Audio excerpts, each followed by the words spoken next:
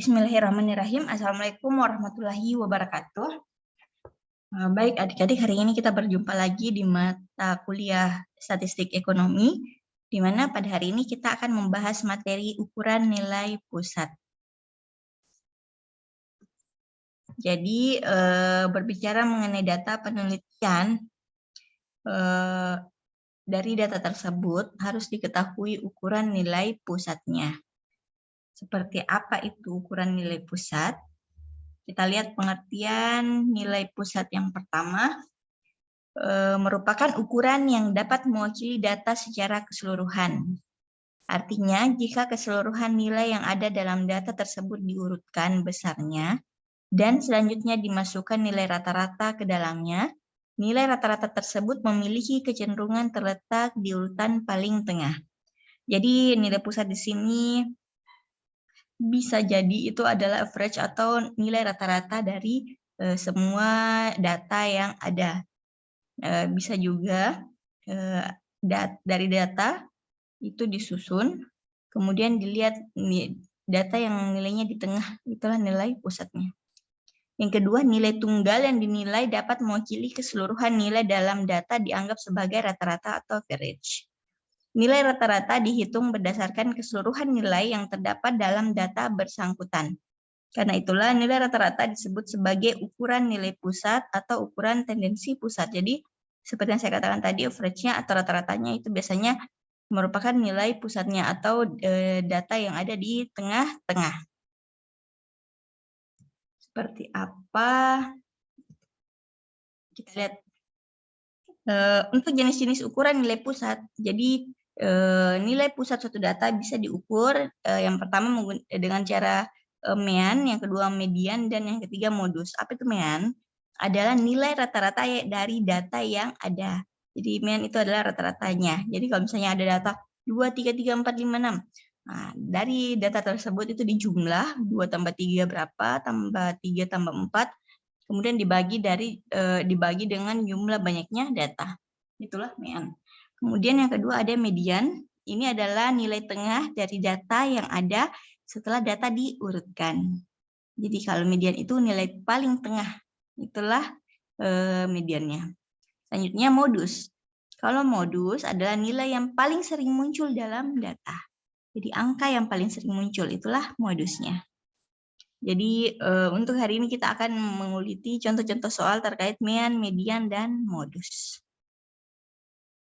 Yang pertama terkait mean, di mana mean ini adalah rata-rata hitung atau arithmetic mean, atau sering disebut dengan istilah mean, merupakan metode yang paling banyak digunakan untuk menggambarkan ukuran tendensi sentral. Mean dihitung dengan menjumlahkan semua nilai data pengamatan, kemudian dibagi dengan banyaknya data. Bisa dilihat pada persamaan ini, jadi mean atau rata-rata hitung sama dengan jumlah semua nilai data. Jadi semua data dihitung berapa jumlahnya, dibagi dengan jumlah datanya. Jadi kalau misalnya datanya ada 10, berarti dibagi 10. Itulah rata-rata hitungnya. Baik, kita masuk ke contoh soal. Jadi nanti insya Allah untuk tugasnya saya akan memberikan soal-soal pertanyaan perhitungan, di mana contoh pengerjaannya ada pada penjelasan saya pada slide ini. Yang pertama, rata-rata hitung untuk data tunggal. Jadi bagaimana cara menghitung mean untuk data tunggal? Oh ya, sekedar informasi kalau mean ini, adapun untuk rata-rata hitung dari populasi itu diberi simbol mu. Sedangkan rata-rata hitung dari sampel diberi simbol X bar. Jadi ini rata-rata hitungnya itu ini namanya X bar ya. Itu adalah rata-rata hitung atau mean. Yang pertama, cara menghitung rata-rata hitung mean untuk data tunggal. Ini contoh pertama. Jika X1, X2 sampai Xn merupakan n buah nilai dari variabel X, maka rata-rata hitungnya sebagai berikut.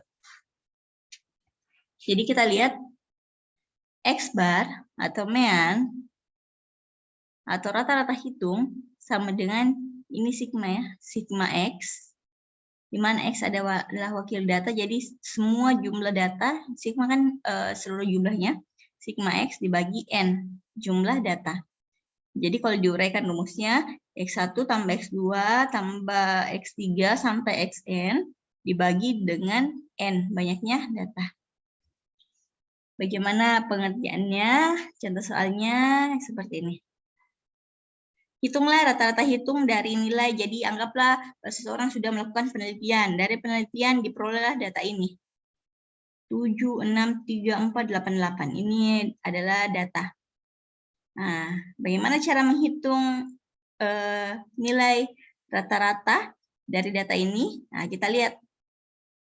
X itu wakil data. Jadi X itu ada 7, 6, 3, 4, 8, 8 itu adalah X.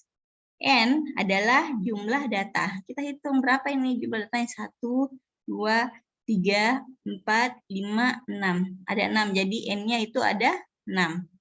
Nah, sekarang kita hitung sigma X-nya. Sigma X adalah jumlah dari semua yang ada di X. Berarti kita tambahkan 7 tambah 6, tambah 3, tambah 4, tambah 8, tambah 8. Ternyata semua jumlahnya adalah 36. 36 adalah sigma X. Jadi untuk mengetahui X barnya atau meannya, sigma X dibagi N. Di mana sigma X itu adalah jumlah data, tadi ada jumlahnya 36, dibagi banyaknya data ada 6. Berarti X barnya atau meannya atau nilai rata-ratanya adalah 6. Jadi mudah ya teman-teman, adik-adik, semoga kalian semua mengerti. Selanjutnya, nilai X1, nah ini contoh lain. Jika nilai X1, X2, sampai Xn masing-masing memiliki frekuensi F1, F2, sampai Fn, maka rata-rata hitungnya seperti ini. Jadi ini nilainya lebih banyak ya, lebih kompleks lagi, di mana ada frekuensinya. Misalnya frekuensi itu berapa kali muncul datanya. Nah, kalau seperti itu, maka X bar sama dengan sigma Fx dibagi sigma F. Kalau diuraikan seperti ini. Kita langsung saja ke contoh soalnya, bagaimana hitunglah rata-rata hitung dari nilai 3, 4, 3, 2, 5. Ini datanya lebih banyak ya. Bagaimana cara menghitung rata-ratanya? Kita lihat. Angka 3. Berapa kali keluar? Kita lihat. Angka 3, 1, 2, 3. Berarti F atau frekuensinya adalah 3. Jadi X1 itu 3, F-nya 3. Jadi angka 3 itu muncul 3 kali.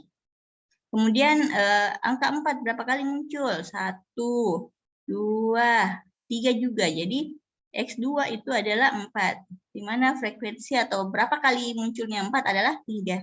Jadi F2-nya frekuensinya adalah 3. Kemudian angka 2. Angka 2 berapa kali muncul? 1, 2. 2 kali, berarti frekuensinya 2, dan seterusnya. Setelah menghitung berapa frekuensi masing-masing angka, nah dimasukkanlah ke rumus sigma Fx. Kalau sigma Fx, jadi seperti yang kita lihat, sigma Fx itu adalah kita lihat dari semua jumlah datanya ya. Jadi kita lihat X3 itu ada 3 kali, jadi 3 itu 3 kali. Jadi 3 dikali 3, kemudian ditambah 4, berapa kali? Ternyata 3, berarti ditambah 3 kali 4, ditambah 2 berapa kali? 2, berarti 2 kali 2, dan seterusnya. Maka diperoleh sigma Fx-nya 50. Kemudian untuk mengetahui sigma F itu kita jumlahkan semua frekuensinya. Ini. Jadi 3 tambah 3 tambah 2 tambah 2 tambah 3 tambah 2. Ternyata sigma F-nya adalah 15. Dimasukkanlah ke rumus. X bar sama dengan sigma Fx atau 50 dibagi sigma F 15. Diperolehlah X barnya atau meannya atau rata-ratanya adalah 3,3. Jadi rumus ini jika diubah menjadi sigma W, di mana W ini adalah timbangan dikali X, dibagi dengan TW, maka ini rumus disebut sebagai rata-rata hitung tertimbang karena yang dikalikan adalah timbangannya. Tapi ini kita sering gunakan contoh soal di mana seperti ini ya. Untuk miannya, sigma fx dibagi dengan sigma f. Baik, itulah contoh untuk mencari nilai rata-rata yang memiliki frekuensi. Selanjutnya yang ketiga.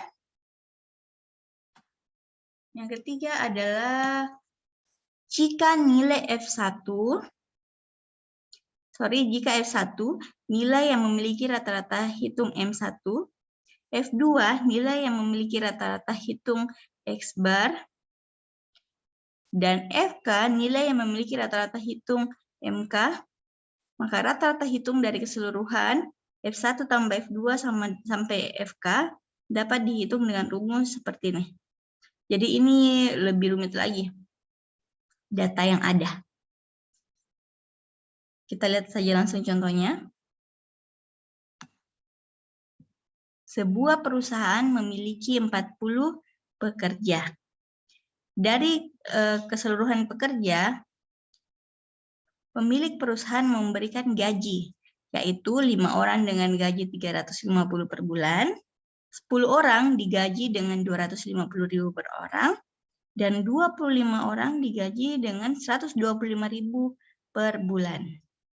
Jadi dari 40 pekerja, ada 5 orang yang digaji 350, ada 10 orang yang digaji 50, dan ada 25 orang digaji 125.000 per bulan. Berapa rata-rata rupiah yang dikeluarkan oleh pemilik perusahaan itu per bulan untuk setiap pekerja? Nah, jadi kita disuruh menghitung rata-rata untuk setiap pekerjanya dari 40 pekerja. Jadi penyelesaiannya seperti ini, kita uraikan dulu. Frekuensi 1 ada 5, jadi ada 5 orang, berarti frekuensinya 5, yang digaji 350, jadi F1-nya frekuensinya 5 itu digaji dengan 350, M1-nya 350.000. Kemudian ada 10 orang, berarti frekuensi kedua ada 10, yang digaji 250.000, jadi M2-nya 250. Kemudian ada 25 orang, jadi F3-nya 25, yang digaji 125.000 per bulan, jadi M3-nya 125.000. Kemudian dari data tersebut tadi dimasukkanlah ke dalam rumus sigma FM-nya. Kalau untuk sigma FM kita kalikan, jadi tadi 5 orang yang mendapat gaji 350, berarti 5 dikali 350, ditambah 10 orang yang digaji 250, berarti 10 dikali 250.000, ditambah 25 orang digaji 125.000, berarti ditambah 25 dikali 125.000, diperolehlah total pengeluaran itu dari ke 40, jadi 5 tambah 10 tambah 25 kan 40. Di total gajinya itu sebesar 7.375.000 per bulan. Selanjutnya diketahui sigma F-nya kan ada 40. Totalnya tadi 5 tambah 10 tambah 25, 40. Jadi sigma F-nya 40. Dimasukkanlah ke rumus X bar atau mean sama dengan sigma FM dibagi sigma F. Diperolehlah 7.375.000 dibagi 40. Nah, diperolehlah rata-rata per bulan per orang digajinya 184.375 rupiah. Jadi gaji rata-rata yang dikeluarkan sebesar sekian per bulan. Kalau dirata-ratakannya dari 40 orang. Selanjutnya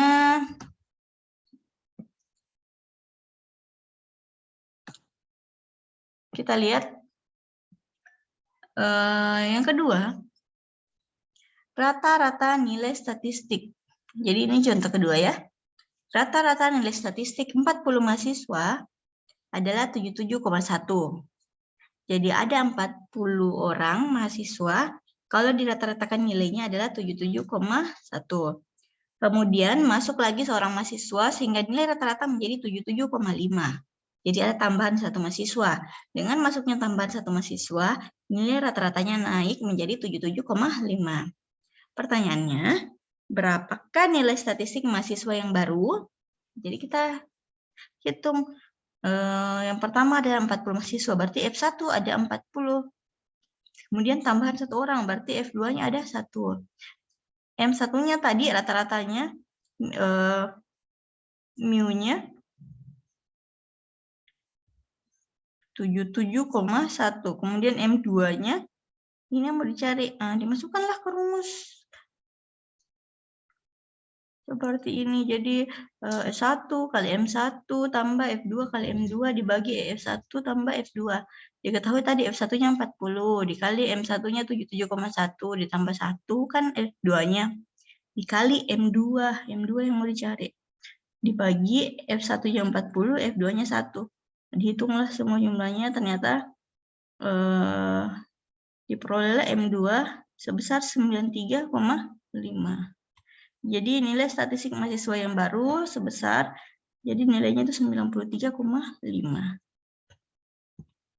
Itu kalau rumusnya dibalik ya.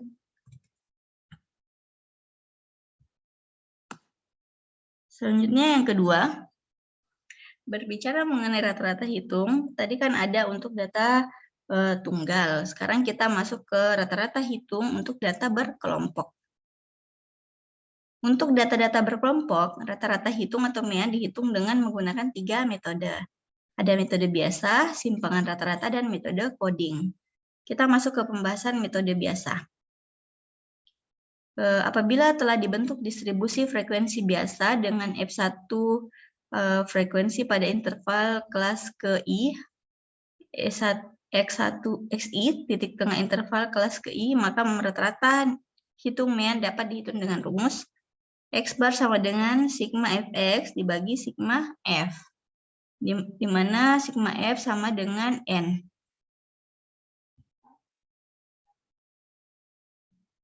Jadi saya ulang, sigma F itu sama dengan N. Jadi jumlah dari frekuensi itu sama dengan banyaknya data. Kita lihat contoh soalnya. Di sini tabel 41, berat badan 100 orang mahasiswa Universitas Borobudur tahun 97. Di mana berat badan yang beratnya 60-62 kg itu ada 10 mahasiswa, yang beratnya 63-75 kg ada 25 orang, sampai pada yang berat 72-74 kg ada 18 orang. Jadi ini kalau dihitung ini banyaknya mahasiswa 100 ya. Selanjutnya bagaimana cara penyelesaiannya? Nah ini lebih rumit lagi datanya karena ada kelompoknya. Ada kelompok 60-20 kilo, 22 kilo, ada 63-65 kilo. Bagaimana cara menyelesaikannya? Kita buat kembali tabel seperti ini. Kita uraikan kembali berat badannya. Kemudian kita cari titik tengahnya atau X. Jadi titik tengahnya di sini kita lihat 60 ke 62. Berapa titik tengahnya? Jadi kan kalau berat badan 60 sampai 62 berarti berat badan mahasiswa yang berat badannya 60, 61, 62. Nah, itu ada masuk kategori ini. Nah, titik tengahnya adalah 61. Tulislah 61. Kemudian ini berat badan mahasiswa 63, 64, 65. Titik tengahnya adalah 64. Ditulislah titik tengahnya 64. Kemudian mahasiswa yang berat badannya 66, 67, 68. Titik tengahnya adalah 67. Sampai pada 72, 73, 74, titik tengahnya adalah 73. Setelah mengetahui titik tengah, dihitung frekuensinya. Tadi kan frekuensi sudah ada 10 orang. Yang berat badan segini kan ada 10.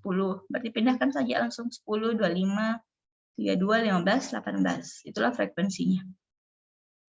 Selanjutnya Fx. Ini Fx dikalikan titik tengah dikali frekuensi. 61 dikali 10, 610. 64 kali 25, 1600. Dan seterusnya. Kemudian dijumlah. Jadi jumlahnya ini adalah sigma F sama dengan 100. Ini kan sigma F tadi 100 sama dengan jumlah banyaknya data.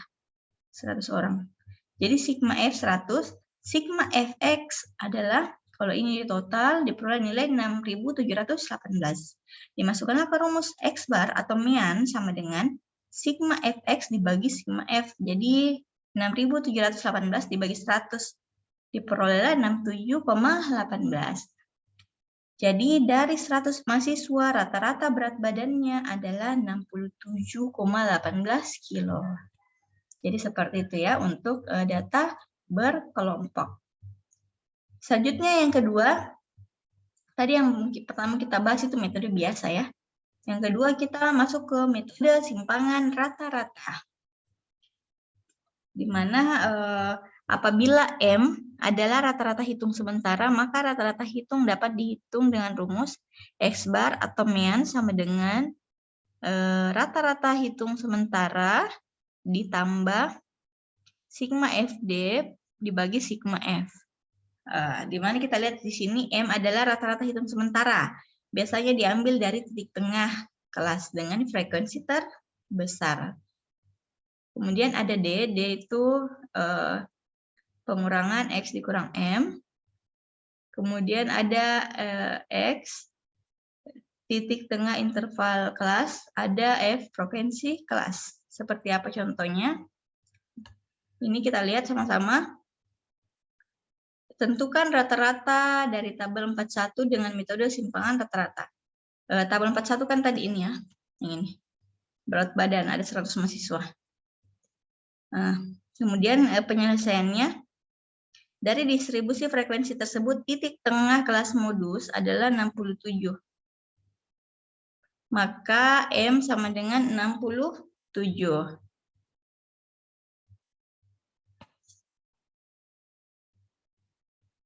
Jadi dari tabel 41 tadi, kita ketahui berat badannya ini, frekuensinya tadi sudah diketahui di soal, X-nya itu 61, di mana X tadi ini adalah titik tengahnya. Untuk mengetahui D-nya, itu dikurangkan X kurang M. Di mana M-nya tadi kan 67 ya, dari soal. Jadi D-nya sama dengan 61 kurang 67 adalah minus 6. Kemudian 64 dikurang 67 minus 3. Kemudian 67 dikurang 67, 0. Kemudian titik tengah yang selanjutnya adalah 70, dikurang 67 adalah 3, nilai D-nya. Kemudian 73 dikurang 67 adalah 6. Ini D kalau ditotalkan hasilnya 0. Selanjutnya, FD, ini perkalian E, frekuensi dikali D. Jadi 10 dikali minus 6, ada minus 60. 25 dikali min 3, min 75. 32 dikali 0 sama dengan 0. 15 dikali 3, 45. 18 dikali 6, 108. Kalau ditotalkan, hasilnya 18. F-nya kalau total 100. Jadi masukkan ke rumus X bar sama dengan M. M-nya tadi diketahui di soal 67. Kemudian ditambah sigma FD-nya. FD-nya di sini kita lihat kalau ditotalkan jumlahnya 18, jadi sigma FD-nya 18, sigma F 100. Jadi dibagi 100. Diperolehlah nilai X bar-nya 67,18. Jadi kita lihat kalau menggunakan metode simpangan rata-rata, seperti ini pengerjaannya.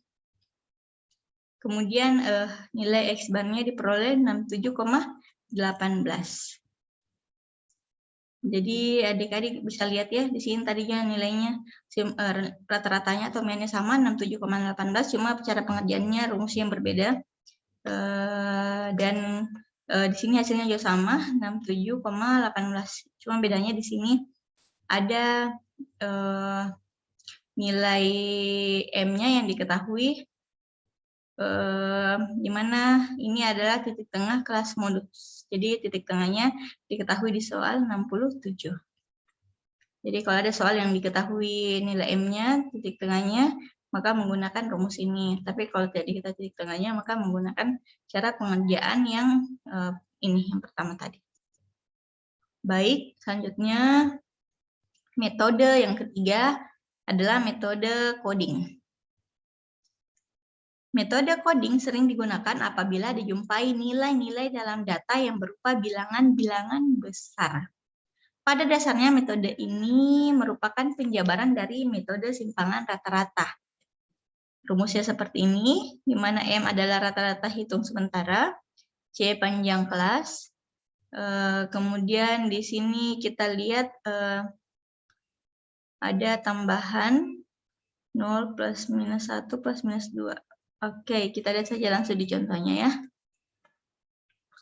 Tentukan rata-rata hitung atau MEAN dari tabel 41. Tabel 41, saya ulang kembali, yang tadi ada berat badan 100 orang mahasiswa dengan menggunakan metode coding. Kalau menggunakan metode coding, dari tabel 41 diketahui C-nya 62,5 kurang 59,5. Jadi C-nya adalah 3. Selanjutnya untuk mu-nya, mu ini di mana mu adalah D dibagi 3 dan M 67.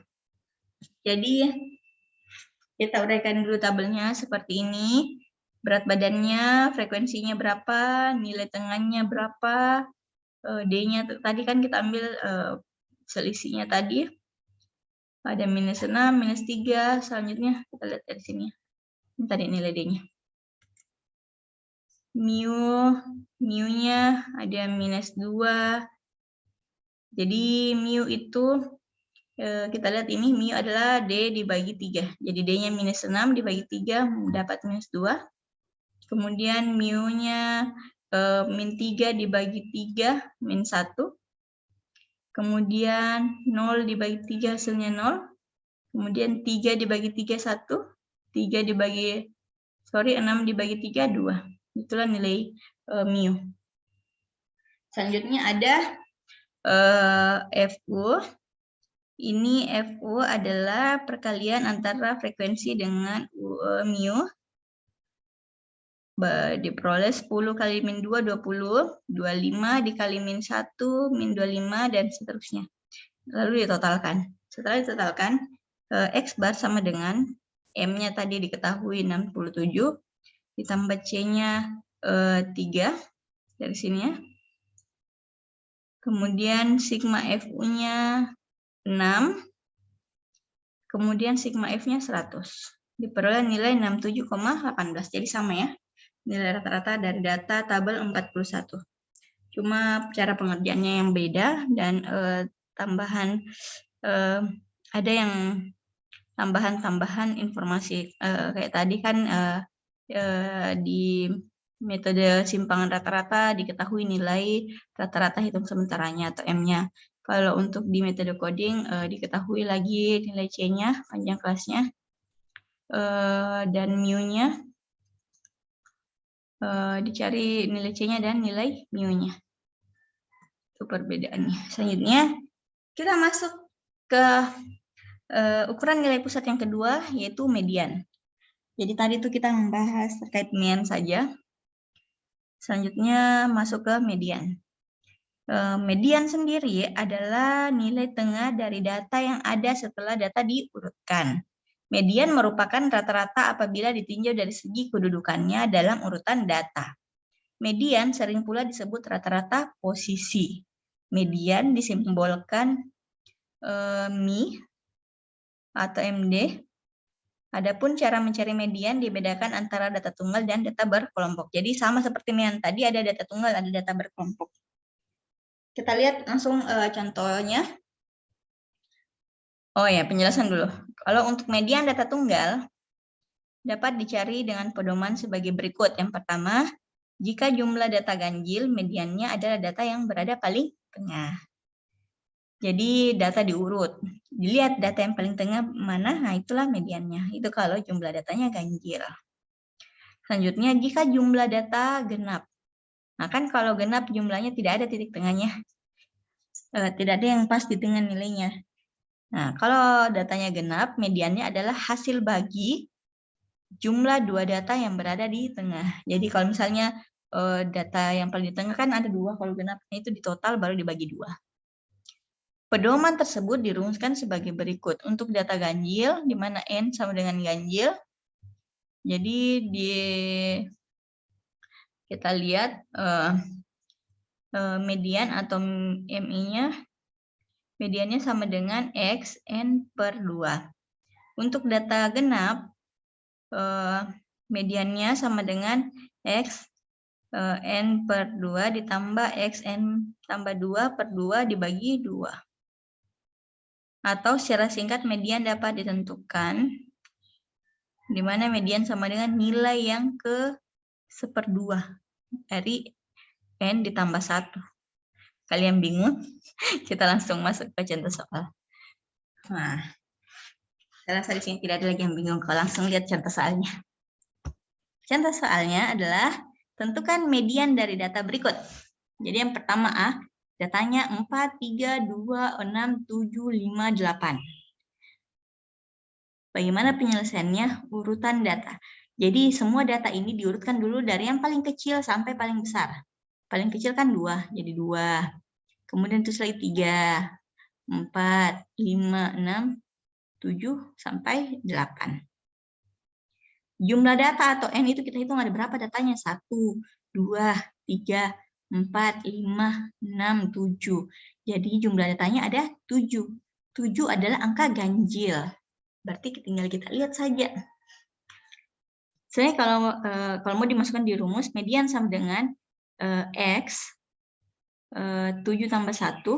Ini kan rumusnya X N tambah 1. N-nya kan 7. Jadi 7 tambah 1 dibagi 2.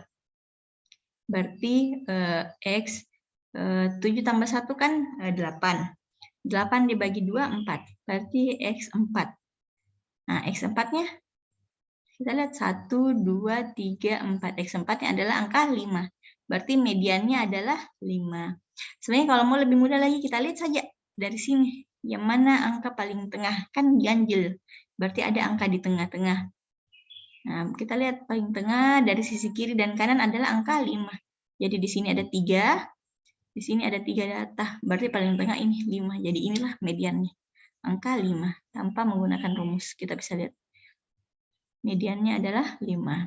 Nah, itu kalau angkanya ganjil, datanya ganjil. Kalau datanya genap, kayak ini. Bagian B, datanya ada berapa? 1, 2, 3, 4, 5, 6, 7, 8. Datanya ada 8, berarti ini genap. Karena 8 adalah angka genap. Kita gunakanlah rumus median sama dengan X4 tambah X5 dibagi 2. Dari mana X4, X5 kita lihat tadi. Nah, ini asalnya X4 dengan X5 dari rumus ini. Jadi 8 dibagi 2 kan 4. N-nya kan 8. 8 tambah 2, 10 dibagi 2, 5. Inilah dia. X4 tambah X5 bagi 2. Nah, berarti X4-nya berapa? 1. Ini kan X1, X2, X3, X4. X4 8, berarti masukkanlah 8. X5 9, masukkanlah 9 dibagi 2. Berarti 8 tambah 9, 17. 17 dibagi 2 dapatlah nilai 8,5. Jadi mediannya 8,5. Sebenarnya tanpa rumus kalian bisa tahu mediannya berapa. Kita lihat angka paling tengah. Jadi 1, 2, 3. 1, 2, 3. Jadi angka tengah itu ini, 8 dengan 9. Nah, ini kita hitung rata-ratanya. Kita totalkan baru bagi 2. Jadi 8 tambah 9, 17 dibagi 2, 8,5. Sama mediannya ini, 8,5. Jadi seperti itu yang namanya median untuk data tunggal. Kita masuk ke contoh soal yang lebih rumit lagi, di mana ini adalah median data berkelompok. Median untuk data berkelompok dapat dicari dengan rumus seperti ini, di mana median sama dengan B. B adalah tepi bawah kelas median, ditambah 1/2N, dikurang sigma F2, dikali, di mana ini sigma F2 0 adalah jumlah frekuensi kelas-kelas sebelum kelas median. dibagi FMI dibagi frekuensi kelas median dikali C, panjang interval kelas. Langsung saja contoh soalnya. Jadi dalam mencari median data berkelompok yang perlu dicari terlebih dahulu adalah kelas tempat median berada. Kelas median dapat dicari dengan rumus seperti ini. Sigma F2 kali 0 lebih atau sama dengan 1/2 N. Contoh soalnya, tentukan median dari distribusi frekuensi berikut. Diameter dari 40 buah pipa. Jadi ada 40 pipa. Diameternya beda-beda, diameter panjang. Jadi kalau pipa itu kan ada diameternya, ada jari-jari, ada diameter. Ini yang diketahui adalah diameternya. Nah, seperti ini datanya. Pipa dalam milimeter. Jadi ada 2 pipa yang milimeternya 65 sampai 67 mm diameternya. Ada 5 pipa yang memiliki diameter 68 sampai 70 mm dan seterusnya. Dari data tersebut, jumlah frekuensinya, kita lihat berapa total F-nya. Dihitung ini berapa totalnya ini semua. Ternyata kalau dihitung jumlahnya ada 40.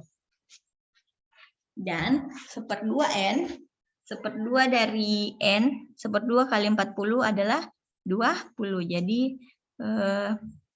di kelas median lebih atau sama dari 1/2 N. Berarti sigma F2-nya kali 0 itu kurang lebih atau sama dari 20. Berarti diketahui F1 tambah F2 tambah F3 kan sigma. Penyumbang dari frekuensi. F1, F2, F3 sama dengan 20 lebih atau sama dari 20. Jadi itu dulu informasi yang kita ketahui. Selanjutnya, kelas median adalah kelas ketiga. Jadi kelas median adalah kelas ketiga. Di mana di sini kita lihat tepi bawah kelas median itu 70,5. Selanjutnya, diketahui jumlah frekuensi kelas-kelas sebelum median ada 7. Selanjutnya, panjang interval kelas ada 3. Kemudian, frekuensi kelas mediannya ada 13.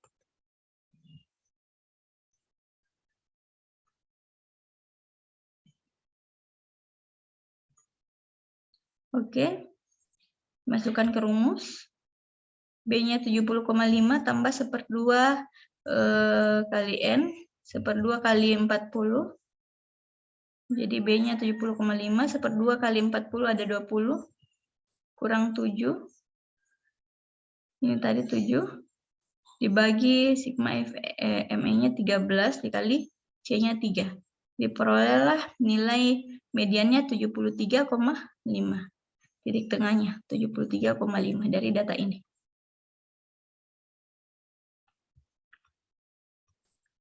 Oke, itu kira-kira contoh soal untuk data berkelompok menghitung mediannya. Selanjutnya kita masuk ke ukuran nilai pusat yang ketiga, modus. Jadi tadi sudah kita bahas mean, di mana mean itu adalah nilai rata-rata. Kemudian median itu bisa disimpulkan kalau adalah nilai yang ada paling tengah dari data. Selanjutnya modus. Kalau modus adalah nilai yang paling sering muncul dalam data. Modus sering disimbolkan dengan MO. Sejumlah data bisa jadi tidak memiliki modus, mempunyai satu modus. Kalau mempunyai satu modus disebut unimodal. Kalau mempunyai 2 modus disebut bimodal. Dan kalau mempunyai lebih dari 2 modus disebut multimodal. Baik, kita lihat saja langsung. Contohnya, yang pertama ada modus data tunggal. Kalau modus dari data tunggal adalah data yang frekuensinya terbanyak. Jadi tadi kita lihat pengertian modus itu data yang paling sering muncul. Berarti data yang frekuensinya paling banyak, karena kan frekuensi jumlahnya berapa kali muncul. Contoh soal, tentukan modus dari data-data berikut. A. Kalau untuk A, langsung ini kan datanya, kita lihat saja. Yang paling sering muncul angka berapa? Oh, yang 2 kali muncul itu angka 9. Berarti modusnya adalah 9. Selanjutnya, B. Angka apa yang paling sering muncul? Ternyata semua angkanya tidak ada yang muncul 2 kali. Semua muncul 1 kali. Berarti modusnya tidak ada. Baik, yang ketiga. Kita lihat yang paling sering muncul. Oh, angka 4 2 kali. Angka 11 juga 2 kali. Jadi modusnya adalah angka 4 dan angka 11. Selanjutnya, kita lihat yang paling sering muncul. Wah, ternyata ada banyak. Nah, angka 1 muncul 2 kali, frekuensinya 2 kali. Angka 3 frekuensinya juga 2 kali. 7 juga 2 kali, 12 juga 2 kali. Jadi modusnya adalah 1, 3, 7, dan 12. Jadi seperti itu mencari modus untuk data tunggal. Saya rasa sangat mudah ya. Kita tinggal lihat saja angka yang paling sering muncul. Lanjut, modus data berkelompok. Untuk data berkelompok dalam hal ini adalah distribusi frekuensi, modus hanya dapat diperkirakan. Nilai yang paling sering muncul akan berada pada kelas yang memiliki frekuensi terbesar. Kelas yang memiliki frekuensi terbesar disebut sebagai kelas modus.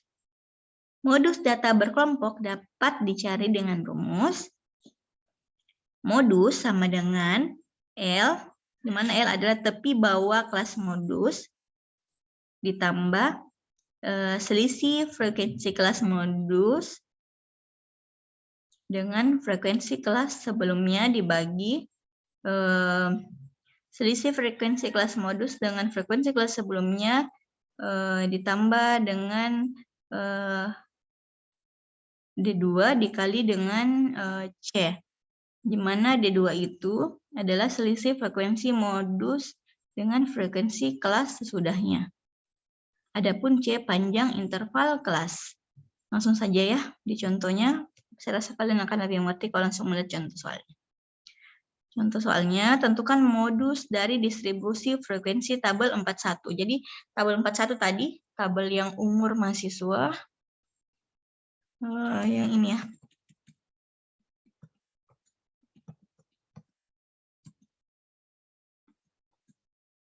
Nih, tabel 41. Berat badan mahasiswa Borobudur, Universitas Borobudur ada 100 mahasiswa. Jadi ini kita hitung modusnya. Oke. Dari tabel 41 diketahui bahwa kelas modus adalah kelas 3. Kelas ketiga.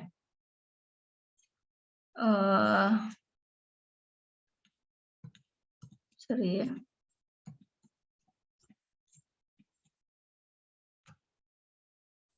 Kita lihat dulu. Yang mana paling dari data ini yang mana paling banyak frekuensinya? Kita lihat kelas ketiga. 1, 2, 3 ini. Kelas ketiga ini frekuensinya paling banyak 32. 32 kali 32 mahasiswa yang berat badannya ada di kelas ketiga. 66 sampai 68 kilo. Jadi kelas ketiga ya.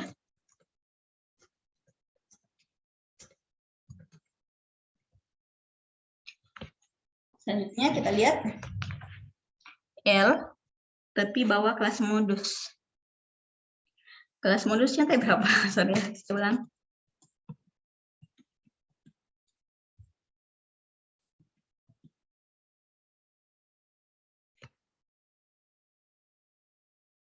Jadi kelas modusnya yang ketiga itu 66 sampai 68 ya. 66 sampai 68.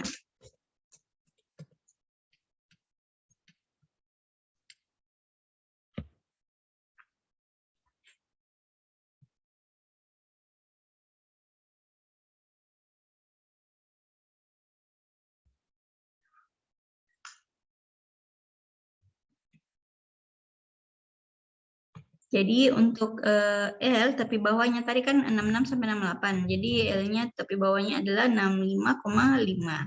Selanjutnya selisih frekuensi kelas modus dengan kelas sebelumnya. Jadi kita lihat tadi lagi tabelnya, kita lihat selisih kelas sebelumnya dan kelas ketiga dengan kelas kedua. Jadi tadi frekuensinya kelas ketiga 32 orang, kelas kedua tadi frekuensinya 25, jadi selisihnya adalah 7. Selanjutnya perbedaan frekuensi dengan kelas sesudahnya. Jadi tadi kan kelas ketiga 32, kelas sesudahnya ada frekuensinya 15, jadi ini dikurangkan, itulah D2. Selanjutnya C-nya panjang interval kelasnya ada 3. Selanjutnya kita masukkan ke rumus, L-nya, D1-nya, D2-nya. Diperolehlah nilai modusnya 66,375. Jadi seperti itu kira-kira menghitung cara modus untuk data berkelompok. Jadi dilihat tabelnya kembali, dilihat yang mana kelas paling sering muncul. Kemudian dihitung untuk mengetahui D1-nya dikurangkan frekuensi kelas sering muncul dengan frekuensi kelas sebelumnya. Kemudian untuk D2 mengurangkan frekuensi kelas yang paling sering muncul dikurang frekuensi kelas sesudahnya. Kemudian dimasukkanlah. Jadi seperti itu kira-kira adik-adik untuk menghitung modus untuk data berkelompok. Baik adik-adik, kita sudah membahas contoh-contoh perhitungan untuk mencari ukuran nilai pusat dari data dengan menggunakan mean, modus, dan median. Semoga apa yang saya jelaskan tadi walaupun sangat cepat dan mungkin adik-adik agak sedikit bingung, tapi saya harap adik-adik mengerti. Jadi semoga apa yang saya sampaikan bernilai manfaat untuk adik-adik. Kalaupun nanti saya akan memberikan tugas perhitungan dari contoh-contoh soal yang tadi saya bahas. Kalau ada yang tidak diketahui dari soalnya, mungkin adik-adik tidak mengerti dari penjelasan saya, silakan ditanyakan di grup WA. Nanti apa yang adik-adik tidak jelas, kurang paham, nanti saya akan jelaskan ulang di grup WA pada saat adik-adik mengerjakan tugas untuk minggu ini. Baik adik-adik, saya minta maaf karena gambar yang saya tampilkan di slide ini mungkin agak miring kiri kanan karena banyak angka, jadi saya memilih untuk memfoto langsung bukunya supaya apa yang ada di buku tampak jelas pada slide ini. Selanjutnya, jika ada pertanyaan silakan ditanyakan di grup WA juga. Jika sudah mengerti, nanti silakan mengerjakan tugas yang akan saya berikan. Jadi tugas mungkin saya akan upload sebentar sore atau paling lambat besok. Saya upload di Google Classroom. Waktu pengerjaannya 1 minggu, kurang lebih 5 hari lah, sampai 1 hari sebelum perkuliahan di minggu depan. Oke adik-adik, sekali lagi mohon maaf jika ada kekurangan karena sesungguhnya kesempurnaan hanya milik Allah Subhanahu wa Ta'ala. Saya akhiri perkuliahan pemaparan materi dari saya dengan ucapan wabillahi taufiq wal hidayah. Wassalamualaikum warahmatullahi wabarakatuh.